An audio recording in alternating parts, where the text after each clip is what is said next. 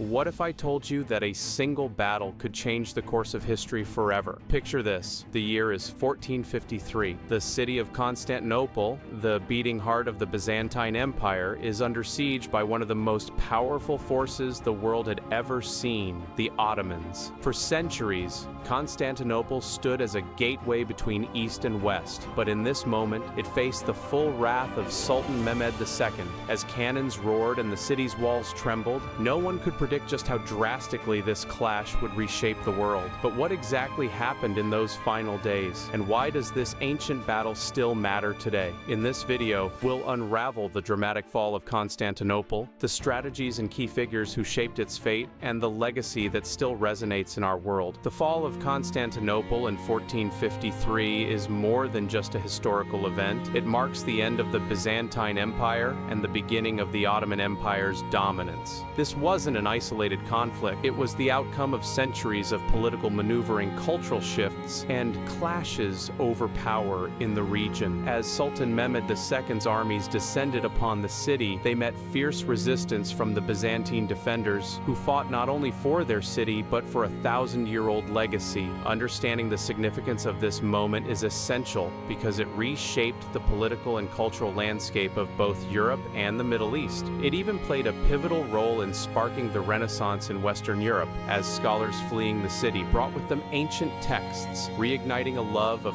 classical knowledge. In this video, we're going to explore the build-up to this historical turning point, the strategies and technologies used in the siege, and the lasting legacy of Constantinople's fall. To understand why the fall of Constantinople was so momentous, we need to look back at the Byzantine Empire's origins. When the Roman Empire split in the 4th century, the Eastern Roman Empire, which we now call the Byzantine Empire, centered itself in Constantinople. Over centuries, it evolved into a cultural, economic, and religious hub, preserving knowledge and artistic traditions that influenced both Europe and the Middle East. However, by the 15th century, the Byzantine Empire was a shadow of its former self. Surrounded by rising powers, especially the Ottomans, the empire struggled to maintain its territories, particularly as the Ottomans began expanding aggressively into the Balkans and Europe. The Ottomans were driven by a mission not only to conquer, but to establish themselves as a dominant force, with Constantinople as the ultimate prize. By 1453, the Byzantines had lost almost all their territories, leaving Constantinople as their last remaining stronghold. Two key figures emerged during this critical period.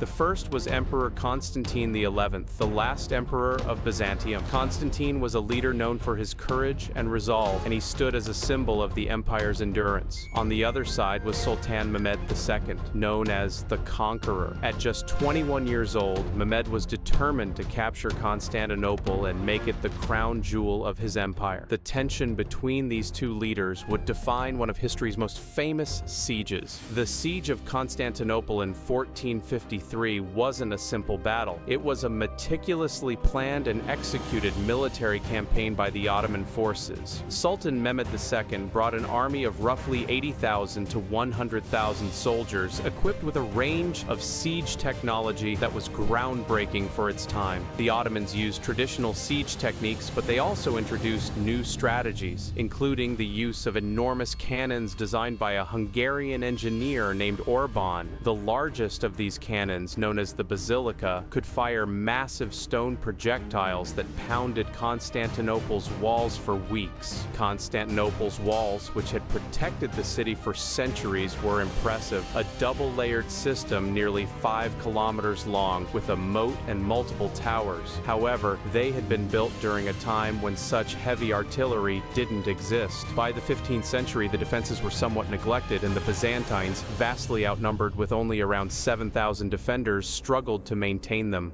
As the siege wore on, Mehmed II applied relentless pressure on all sides. He launched diversionary attacks to stretch the defenders thin, forcing them to defend multiple fronts at once. One of the most striking Ottoman strategies was the use of naval power. Mehmed ordered his troops to haul ships overland, bypassing the massive chain the Byzantines had used to block the Golden Horn. This maneuver allowed Ottoman forces to attack the city from an unexpected direction, further weakening weakening the Byzantine defenses. Inside the city, morale was both high and desperate. Constantine XI rallied his troops and citizens, knowing that this was their last stand. He and his top commander Giovanni Giustiniani put up a fierce defense. Giustiniani, a skilled Genoese mercenary, played a crucial role in organizing the city's defenses. But despite their resilience, the defenders were running low on supplies, and exhaustion was taking its toll. After weeks of intense fighting, the walls finally gave way under the relentless bombardment. On May 29, 1453, Ottoman forces broke through, and Constantinople fell. This moment marked not only the end of the siege, but the end of the Byzantine Empire. Mehmed II entered the city victorious, making Constantinople the new capital of the Ottoman Empire. The fall of Constantinople was shaped by powerful individuals whose ambitions and leadership changed the course of history. Sultan Mehmed II, the Conqueror, was driven by a vision of expanding the Ottoman Empire's influence across both Europe and Asia. Mehmed was not only a brilliant strategist, but also a leader with an intense desire to modernize his empire and cement his legacy. On the other side was Emperor Constantine XI,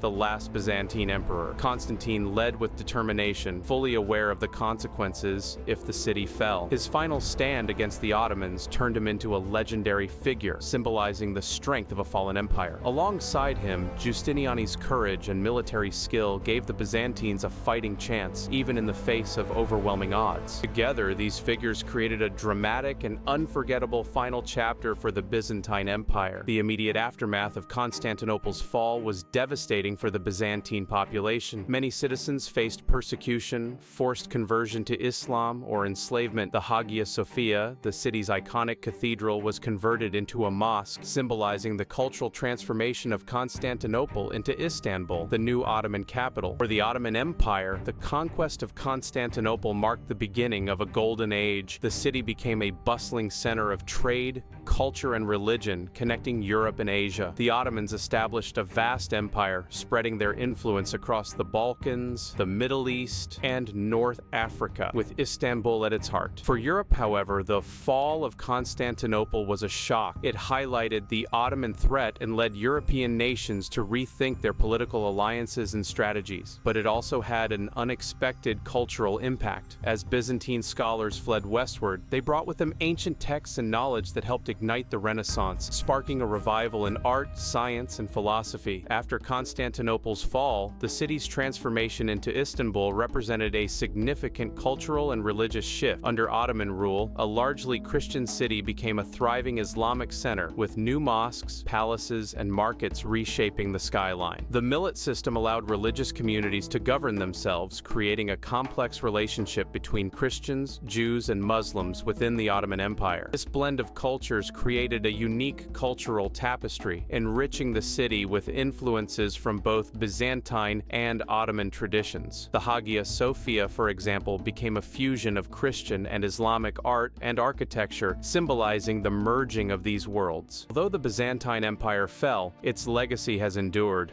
Byzantine art, with its intricate mosaics and religious icons, influenced Islamic art and the Renaissance. Byzantine architectural innovations, particularly the use of domes and arches, are evident in structures worldwide, including the Hagia Sophia, which remains an architectural marvel. Moreover, the Byzantine Empire's dedication to preserving classical knowledge played a crucial role in the development of Western thought. Byzantine scholars safeguarded ancient Greek and Roman texts, which later inspired the intellectual movements of the Renaissance. Politically, the complex structures of the Byzantine Empire influenced the formation of modern European governance, contributing to the cultural and intellectual landscape we know today. The fall of Constantinople was more than the end of an empire. It was a transformative moment in world history. We've explored the build-up to the siege, the strategies and technologies that defined it, and the pivotal figures who fought on both sides. The aftermath of this historic event reshaped not only Constantinople,